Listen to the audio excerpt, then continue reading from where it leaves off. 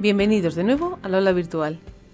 Vamos a comenzar con el estudio de la Ley 1486, la Ley General de Sanidad, viendo en este vídeo el título preliminar y el título primero de la misma. En este vídeo vamos a ver aspectos muy importantes a recordar de esta ley, tales como los derechos y deberes de los pacientes, las faltas y sanciones y varios conceptos muy importantes a tener en cuenta que se recogen al inicio del título preliminar, que trata sobre el derecho a la protección de la salud. Comenzamos con el artículo primero, que nos dice: la presente ley tiene por objeto la regulación general de todas las acciones que permitan hacer efectivo el derecho a la protección de la salud, reconocido en el artículo 43 y concordantes de la Constitución. Recordemos que el artículo 43 de la Constitución española dice textualmente: se reconoce el derecho a la protección a la salud. Compete a los poderes públicos organizar y tutelar la salud pública a través de medidas preventivas y de las prestaciones y servicios sanitarios. De este artículo se desprende que nos encontramos ante una ley ordinaria, es decir, que regula materias no reservadas a ley orgánica. Recordemos que el derecho a la protección de la salud, recogido en el artículo 43 de la Constitución española, no es un derecho fundamental, por importante que nos pueda parecer. Por otra parte, los artículos concordantes de la Constitución hacen referencia al artículo 41 de la Seguridad Social, el artículo 45 del Medio Ambiente, el artículo 49 sobre los derechos de los discapacitados y el artículo 50 sobre la tercera edad. Y continúa este artículo en el apartado 2. Son titulares del derecho a la protección de la salud y a la atención sanitaria todos los españoles y los ciudadanos extranjeros que tengan establecida su residencia en el territorio nacional. Aquí encontramos lo que se conoce como principio de territorialidad. Es decir, que el derecho a la protección a la salud no depende de tener la nacionalidad española, sino de dónde se tenga establecida la residencia, que debe ser en territorio nacional para poder ejercer este derecho.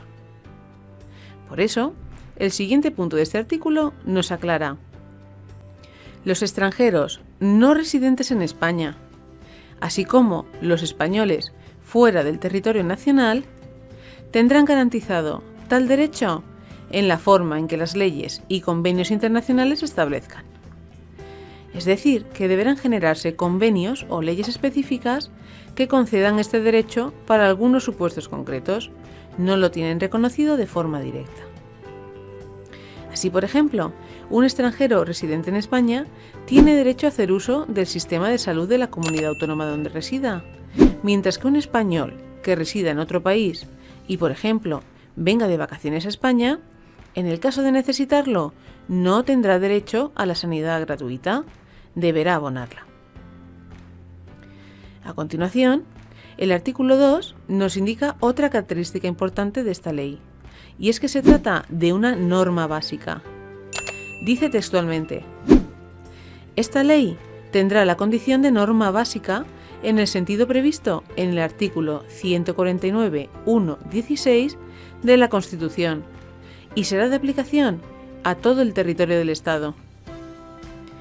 Recordad que el artículo 149.1.16 de la Constitución española establece la competencia exclusiva del Estado para 3 materias concretas dentro de la regulación de la sanidad: la sanidad exterior, la legislación de los productos sanitarios y las bases y coordinación general de la sanidad, que es lo que se recoge en esta ley. Es por tratarse de una norma básica que las comunidades autónomas podrán dictar normas de desarrollo y complementarias de la presente ley en el ejercicio de las competencias. Pasamos a ver el título primero de esta ley, del sistema de salud, que recoge aspectos muy importantes a recordar como los derechos y deberes de los usuarios, los inspectores de sanidad y las infracciones y sanciones que se establecen en materia de sanidad. Comenzamos con el capítulo primero de los principios generales. En el artículo 3 nos indica que los medios y actuaciones del sistema sanitario estarán orientados prioritariamente a la promoción de la salud y a la prevención de las enfermedades. El acceso y las prestaciones sanitarias se realizarán en condiciones de igualdad efectiva. La política de salud estará orientada a la superación de los desequilibrios territoriales y sociales, y que estará especialmente protegido el principio de igualdad entre mujeres y hombres. Este aspecto concreto lo vamos a ver referenciado múltiples veces. Tened en cuenta que nos encontramos con una ley redactada en el año 86 y por entonces las desigualdades de género revestían más importancia. Así, en el apartado 4 nos dice que las políticas, estrategias y programas de salud integrarán activamente en sus objetivos y actuaciones el principio de igualdad entre mujeres y hombres. En el artículo 4 encontramos el mandato para que las comunidades autónomas creen sus propios servicios de salud. En el apartado 2, que nos dice textualmente: las comunidades autónomas crearán sus servicios de salud dentro del marco de esta ley y de sus respectivos estatutos de autonomía. Y continuamos en el artículo 6 con las orientaciones generales de las administraciones públicas, las cuales tenéis que recordar de forma global. Son conceptos que ya no son familiares a todos, pero vuelvo a repetir que nos encontramos ante una ley del año 86 y que en ese momento eran conceptos muy novedosos. Tened en cuenta que en este artículo se recogen las generalidades y que estos serán desarrollados posteriormente en el capítulo 2, en el que se recogen las actuaciones concretas. Así pues, las actuaciones de las administraciones públicas sanitarias estarán orientadas a la promoción de la salud, a promover el interés por la salud mediante la adecuada educación sanitaria, a la prevención de las enfermedades y no solo a la curación, a garantizar la asistencia sanitaria en todos los casos de pérdida de salud, a la rehabilitación funcional y reinserción social del paciente y, nuevamente, a la integración del principio de igualdad entre mujeres y hombres. En el artículo 7 se recogen los principios de los servicios sanitarios. Es importante que los recordéis y no los confundáis con los principios generales del empleado público, recogidos en el TREBEP, o los recogidos en el Estatuto Marco del Personal Estatutario de los Servicios de Salud. Los servicios sanitarios adecuarán su organización y funcionamiento a los principios de eficacia, celeridad, economía y flexibilidad.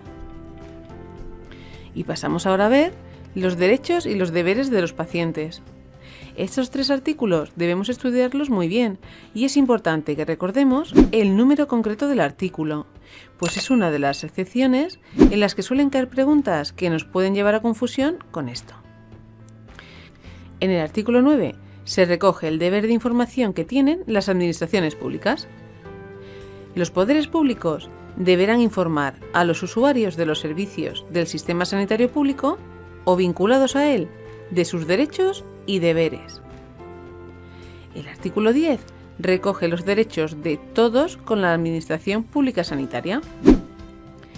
Todos tienen los siguientes derechos con respecto a las distintas administraciones públicas sanitarias: al respeto a su personalidad, dignidad humana e intimidad, sin que pueda ser discriminado; a la información sobre los servicios sanitarios a que puede acceder y sobre los requisitos necesarios para su uso; a la confidencialidad de toda la información relacionada con su proceso y con su estancia; a ser advertido de si los procedimientos de pronóstico, diagnóstico y terapéuticos que se le apliquen pueden ser utilizados en función de un proyecto docente o de investigación; a que se le asigne un médico, cuyo nombre se le dará a conocer, que será su interlocutor principal con el equipo asistencial; a participar; a utilizar las vías de reclamación y de propuesta de sugerencias; a elegir el médico y los demás sanitarios titulados; y por último, a obtener los medicamentos y productos sanitarios que se consideren necesarios. Tened en cuenta que estos derechos se recogen para los servicios sanitarios públicos. En el caso de los servicios sanitarios privados, igualmente esta ley reconoce algunos de ellos. En el apartado 1, el derecho al respeto a su dignidad y a la no discriminación. En el apartado 3, a la confidencialidad de su proceso. En el apartado 4, a ser informado de si forma parte de un proyecto de investigación o estudio. Y en el apartado 7, a que se le asigne un médico como interlocutor principal. Esto queda recogido en el siguiente apartado. Los derechos contemplados en los apartados 1, 3, 4 y 7, pues como veis el 5, el 6, el 9 y el 11 están derogados, de este artículo serán ejercidos también con respecto a los servicios sanitarios privados. Y pasamos a ver a continuación los deberes de los ciudadanos para con los servicios de salud. Recordad la importancia de que memoricéis también el número del artículo, en este caso el 11.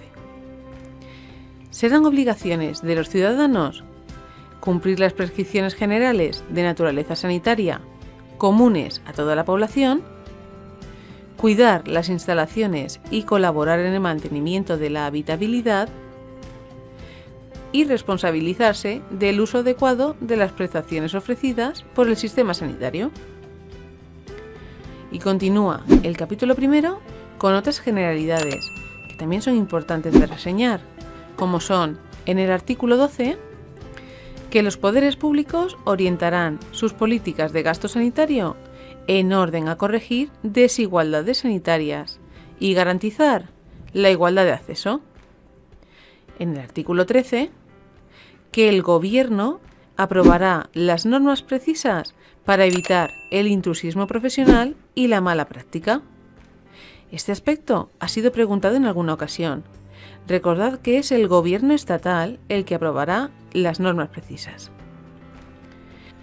También ha sido preguntado, y es importante recordar, en el artículo 14, que se garantiza el derecho a la elección de médico en la atención primaria del área de salud. En los núcleos de población de más de 250.000 habitantes se podrá elegir en el conjunto de la ciudad, no solo del área de salud.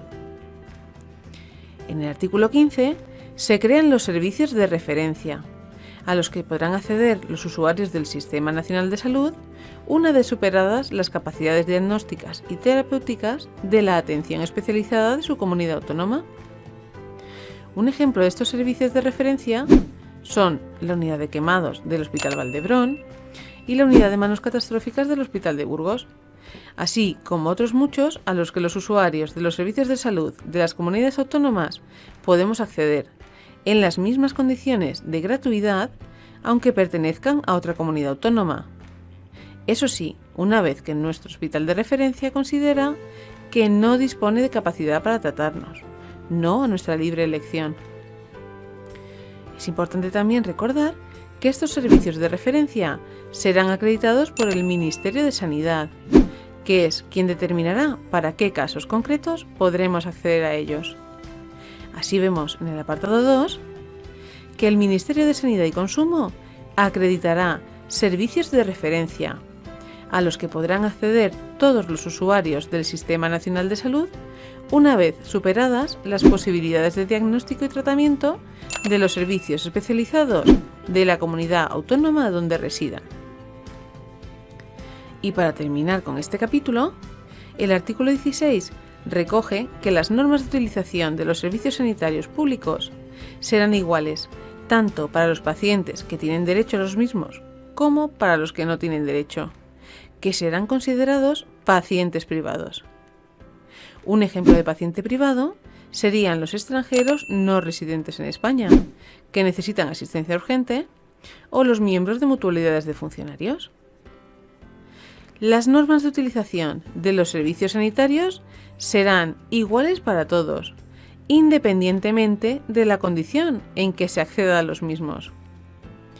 Los usuarios sin derecho a la asistencia en los servicios de salud podrán acceder a los servicios sanitarios con la consideración de pacientes privados. Por lo que se refiere a la atención primaria, se les aplicarán las mismas normas sobre asignación de equipos y libre elección. El ingreso en centros hospitalarios se efectuará por medio de una lista de espera única. Y por último, el apartado 3 nos aclara que la facturación por la atención de estos pacientes tomará como base los costes efectivos. En ningún caso, estos ingresos podrán revertir directamente en aquellos que intervienen en la atención de estos pacientes. Y pasamos al capítulo 2, de las actuaciones sanitarias del sistema de salud. Como comentamos anteriormente, este capítulo recoge las actuaciones concretas que desarrollan las generalidades vistas al principio del capítulo 1. Realmente solo es importante que recordéis algunas de ellas, por ser especialmente preguntadas o porque puedan resultarnos curiosas o no sonarnos mucho y caer en el error en el examen de pensar que nos están preguntando por algo que no tiene nada que ver con la sanidad. Así, el artículo 18 nos dice que las administraciones públicas, a través de sus servicios de salud, desarrollarán las siguientes actuaciones. La educación sanitaria como elemento primordial para la mejora de la salud individual y comunitaria, la atención primaria integral de la salud, incluyendo la promoción de la salud y la prevención de la enfermedad, la asistencia sanitaria especializada, que incluye la asistencia domiciliaria, la hospitalización y la rehabilitación, la prestación de los productos terapéuticos precisos, los programas de atención a grupos de población de mayor riesgo y programas específicos de protección frente a factores de riesgo, la promoción y mejora de los sistemas de saneamiento, abastecimiento de aguas, eliminación y tratamiento de residuos líquidos y sólidos, los sistemas de saneamiento y control del aire, la vigilancia sanitaria y adecuación a la salud del medio ambiente en todos los ámbitos de la vida, la planificación familiar, la promoción y mejora de la salud mental, la protección, promoción y mejora de la salud laboral, con especial atención al acoso sexual, el control sanitario y la prevención de los riesgos para la salud derivados de los productos alimentarios, el control sanitario de los productos farmacéuticos, la promoción y mejora de las actividades de veterinaria de salud pública, sobre todo en las áreas de la higiene alimentaria, la difusión de la información epidemiológica, las necesidades de formación del personal al servicio de la organización sanitaria, el fomento de la investigación científica en el campo específico de los problemas de salud, el control y mejora de la calidad de la asistencia sanitaria,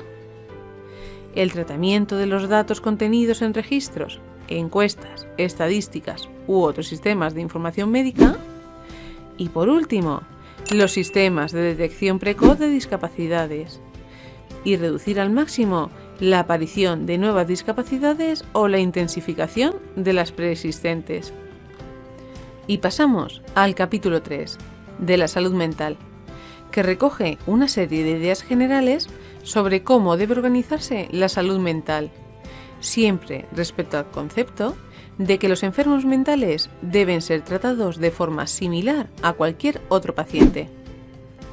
Así pues, el artículo 20 nos dice que sobre la base de la plena integración de las actuaciones relativas a la salud mental y de la total equiparación del enfermo mental a las demás personas que requieran servicios sanitarios y sociales, las administraciones sanitarias competentes adecuarán su actuación a los siguientes principios. La atención a los problemas de salud mental de la población se realizará en el ámbito comunitario, potenciando los recursos asistenciales a nivel ambulatorio y los sistemas de hospitalización parcial y atención a domicilio. Se considerarán de modo especial la psiquiatría infantil y psicogeriatría, La hospitalización se realizará en las unidades psiquiátricas de los hospitales generales. Se desarrollarán los servicios de rehabilitación y reinserción social y se cubrirán, asimismo, en coordinación con los servicios sociales, la atención a los problemas psicosociales. El siguiente capítulo, sobre salud laboral, ha sido derogado por la Ley 33/2011 de Salud Pública, que no es materia de examen.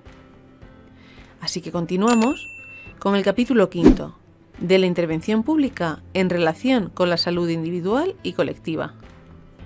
Este capítulo trata sobre las actividades, tanto públicas como privadas, que pueden llevarse a cabo y que pueden tener consecuencias negativas sobre la salud colectiva, y cómo se van a establecer ciertas limitaciones que de forma preventiva procuren evitar que se produzcan daños para la salud. Esto se recoge en el artículo 24. Las actividades públicas y privadas que directa o indirectamente puedan tener consecuencias negativas para la salud serán sometidas por los órganos competentes a limitaciones preventivas de carácter administrativo. Y en el artículo 25, que nos dice que la exigencia de autorizaciones sanitarias, así como la obligación de someter a registro por razones sanitarias a las empresas o productos, serán establecidas reglamentariamente. Las autorizaciones sanitarias y los registros obligatorios que se establezcan no resultarán discriminatorios. Deberán estar justificados en la protección de la salud pública. Garantizarán la consecución del objetivo de protección de la salud pública y que no vaya más allá de lo necesario para conseguirlo. Y por último, los procedimientos y trámites deberán ser claros e inequívocos, objetivos, transparentes, proporcionados al objetivo de protección de la salud pública y darse a conocer con antelación. Y en el apartado 3, vuelve a hacer hincapié en que deberán establecerse, asimismo, prohibiciones y requisitos mínimos para el uso y tráfico de los bienes cuando supongan un riesgo o daño para la salud. Y en el apartado 4, que la intervención sanitaria no tendrá más objetivo que la eliminación de los riesgos para la salud colectiva y cesará tan pronto como aquellos queden excluidos. Es decir, que en ningún caso tendrá intencionalidad de limitar determinadas actividades y procurará, de forma general, hacer el mínimo daño posible. Esto vuelve a quedar claro en el siguiente artículo, el 26, que nos dice que en el caso de que exista o se sospeche razonablemente la existencia de un riesgo inminente y extraordinario para la salud, las autoridades sanitarias adoptarán las medidas preventivas que estimen pertinentes y que la duración de las medidas no excederá de lo que exija la situación de riesgo inminente y extraordinario que las justificó. También es importante que recordéis, como nos dice el artículo 27, que dentro de estas actividades preventivas, las administraciones públicas, en el ámbito de sus competencias, realizarán un control de la publicidad y propaganda comerciales para que se ajusten a criterios de veracidad en lo que atañe a la salud y para limitar todo aquello que pueda constituir un perjuicio para la misma. Y continúa este capítulo haciendo una especial mención a la regulación de los centros y establecimientos sanitarios, en el artículo 29. Los centros y establecimientos sanitarios, cualesquiera que sea su nivel y categoría o titular, precisarán autorización administrativa previa para su instalación y funcionamiento. Y que además, al igual que las actividades de promoción y publicidad, como nos dice el artículo 30, todos los centros y establecimientos sanitarios, así como las actividades de promoción y publicidad, estarán sometidos a la inspección y control por las administraciones sanitarias competentes. Y finalizamos este capítulo con los inspectores de sanidad, recogidos en el artículo 31. El personal que desarrolle las funciones de inspección, cuando ejerza tales funciones, estará autorizado para entrar libremente y sin previa notificación en cualquier momento, en todo centro o establecimiento, proceder a las pruebas, investigaciones o exámenes necesarios, tomar o sacar muestras y realizar cuantas actuaciones sean precisas. Como consecuencia de las actuaciones de inspección y control, las autoridades sanitarias competentes podrán ordenar la suspensión provisional, prohibición de las actividades y clausura definitiva de los centros y establecimientos. Y pasamos al último capítulo de este título primero, que trata sobre las infracciones y sanciones en materia de sanidad. El artículo 32 nos dice que las infracciones en materia de sanidad serán objeto de las sanciones administrativas correspondientes, sin perjuicio de las responsabilidades civiles, penales o de otro orden que puedan concurrir. De hecho, nos aclara que en los supuestos en que las infracciones pudieran ser constitutivas de delito, la Administración pasará el tanto de culpa a la jurisdicción competente. Otro punto importante a recordar es el recogido en el artículo 33. En ningún caso se impondrá una doble sanción por los mismos hechos. Y tener claro lo que recoge el artículo 34. Las infracciones se clasifican como leves, graves y muy graves, atendiendo a los criterios de riesgo para la salud, cuantía del eventual beneficio obtenido, grado de intencionalidad, gravedad de la alteración sanitaria y social producida, generalización de la infracción y reincidencia. Así pues, pasamos a ver las infracciones, que están recogidas en el artículo 35. Se tipifican como infracciones sanitarias las siguientes. Como infracciones leves. Para recordarlas, tener en cuenta que son las que contienen por simple. Las simples irregularidades en la observación de la normativa sanitaria vigente, sin trascendencia directa para la salud pública. Las cometidas por simple negligencia, siempre que la alteración o riesgos sanitarios producidos fueren de escasa entidad, y las que no proceda su calificación como faltas graves o muy graves. A continuación, las infracciones graves. Estas son las que reciban expresamente dicha calificación en la normativa especial aplicable en cada caso. Las que se produzcan por falta de controles y precauciones exigibles.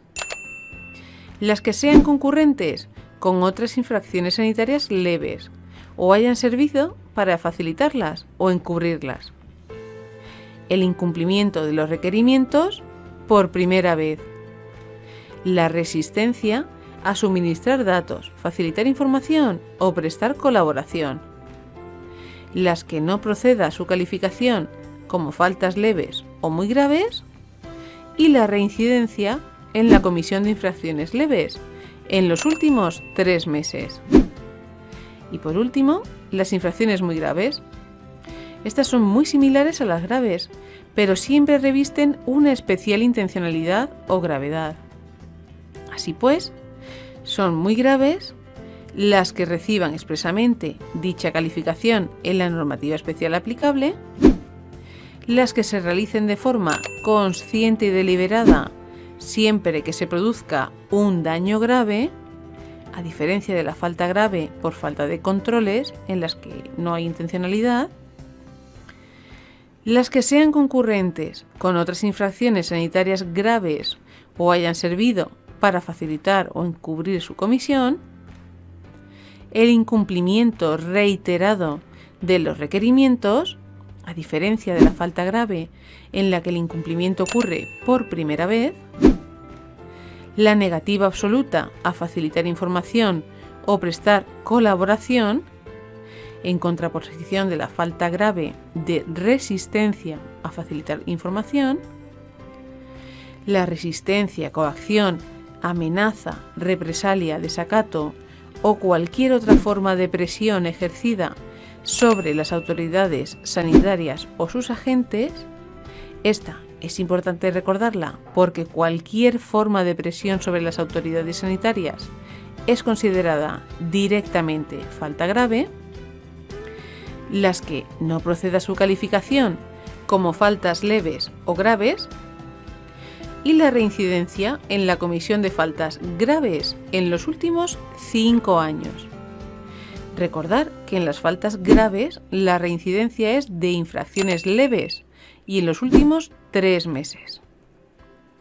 Es interesante que os hagáis un pequeño esquema como el que os mostramos a continuación para que podáis memorizar las faltas de forma más visual.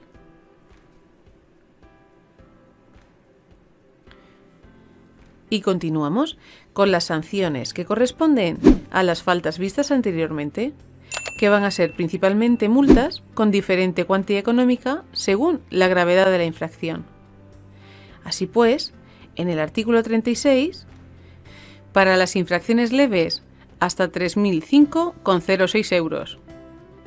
Para las infracciones graves, desde 3.005,07 euros a 15.025,30 euros.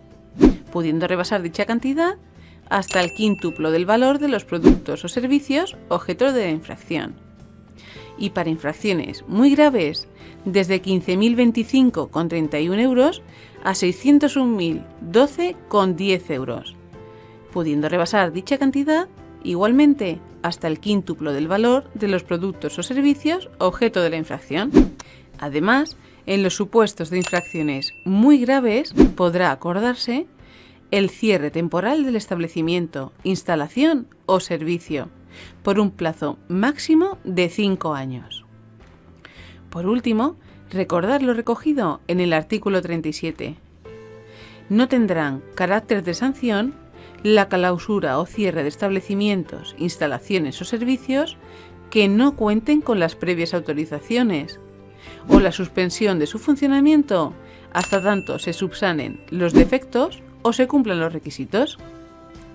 Y con esto finalizamos el título primero de la Ley General de Sanidad y este vídeo. Recordaros, como siempre, a modo resumen, los puntos más importantes vistos, que son las generalidades recogidas en el título preliminar, los derechos y deberes de los pacientes, los inspectores de sanidad y, por último, las infracciones y las sanciones. Nos vemos en el próximo vídeo.